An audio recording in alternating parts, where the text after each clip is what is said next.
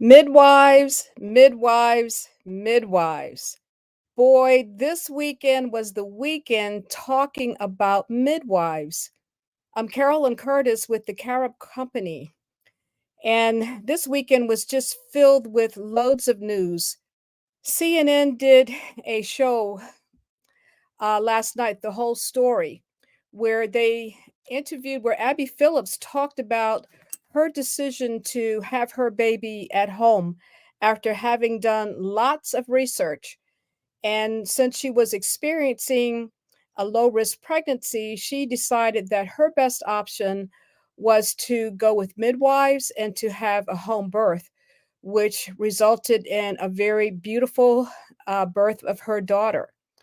And she also went on to interview three other women and their journeys during pregnancy and their decisions about where to have their babies. It was a beautiful story, and you will be able to also see that. I will put information in the description, but it covered the use of midwives in three locations where women had their births with midwife at home, where they also had their birth with a midwife in a birthing center, and also with a midwife led team in MLK Hospital in Los Angeles, California, where the midwives pretty much uh, managed all of the normal births for in that hospital. And when there were complications, then the physicians managed that. So if you are having concerns about midwives or looking at midwives as an option, there is loads of research that shows you that midwives are effective. There's lots of evidence to say that they are effective in reducing low birth weight, reducing the cesarean section rate, great outcomes with the use of midwives. Now, I'm going to ask you to please subscribe to my channel because I will be bringing you continuous information related to pregnancy and birth and also contraception. We're going to get started on that topic as well. So please subscribe. I have loads of viewers, but now I need you to push that subscribe button.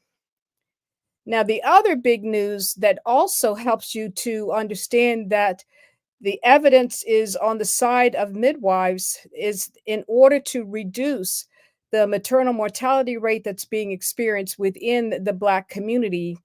The Centers for Medicaid and Medicare announced this weekend also that they're going to be putting out approximately $750 million over a 10-year period to reduce the maternal mortality. And how they're going to do that is to increase the preferences for women in regard to birth providers, where they will be covering midwives. Often midwives are covered with insurance anyway, but they will be continuing to cover midwives. They will be covering the cost of doulas. They will be covering the cost of perinatal health specialists that can help in the community and also help women to address other social issues that can impact pregnancy. Those things we know that mental health, once again, is what is the largest killer of women during the pregnancy and postpartum period is mental health. And so mental health interventions are needed and required.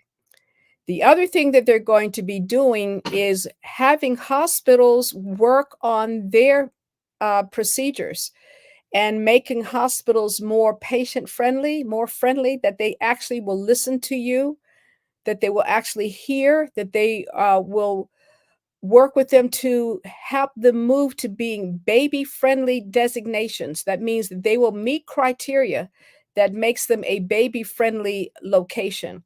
If you go to their website now, you can put in your state and it will indicate for you which hospitals where you live have reached or have the baby friendly designation.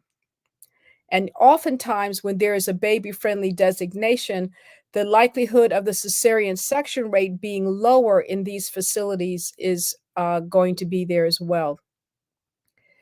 They will also be working with hospitals to look at their procedures. There will be a lot of data collection around all of this to look at the use of evidence based procedures. There are a lot of procedures that occur in labor, but the research does not necessarily support that they are the best thing to do. Okay? And so, therefore, there will be data collection as well for in these states that will be getting this money. They will be looking at being able to provide prolonged postpartum care. In the World Health Organization, which looks at care around the world, has defined postpartum period as being up to 1 year after a mother has had her baby. And so this will provide coverage for things such as home visits, um, mental health visits, other things to provide the coverage for those types of services that women will need for that first year after they've had their baby. More than likely, contraception services would also be covered. So, this is why I say midwives, midwives, midwives. It's been everywhere this weekend. And so, I want you to consider that. Now, all of these different kinds of things that are going to be moving into place are the exact kinds of things that I have been talking about that will be included in my coaching program on mastering pregnancy and birth. I will launch that again in early 2024. I have a wait list that is there that you can sign up for now. But that coaching, mastering pregnancy and birth coaching program is going to help you to really understand your health, understand your health risks so that you know what your health risks are as you go into your pregnancy, help you to be able to choose providers and the birth location that you want to use that is best suited for you. Not every location is best for everyone. Some might choose to have their baby at home. Some may choose to have their baby in a birth center, and many will continue to choose to have their baby within a hospital setting. It's also to help you to understand informed consent, what you're giving consent for, all of these things to then bring together for you to be able to develop a birth plan that you would like to see carried out in no matter which location that you have your baby. So it's the Mastering Pregnancy and Birth Coaching Program that I will be launching again in 2024. So get on that wait list. So, this is what I have for you tonight. I would encourage you that if you like all that you've been getting from me in terms of the content, that you will hit that like button, subscribe, please subscribe. I've got almost 10,000 views. And if you guys can help me, I'd love to get to 10,000 before the end of the year. I'm like about 350 views short. So tell your friends, your family, your sister, your brother, aunts, uncles, cousins, colleagues at work, tell them about this channel. And I will be signing off at this point in time, but thank you for your time. And I look forward to speaking with you again. So have a great night. I also would encourage that if you have any questions, please feel free to send an email to me. I'm happy to respond to any questions that you might have. So thanks again and have a great evening. Bye bye.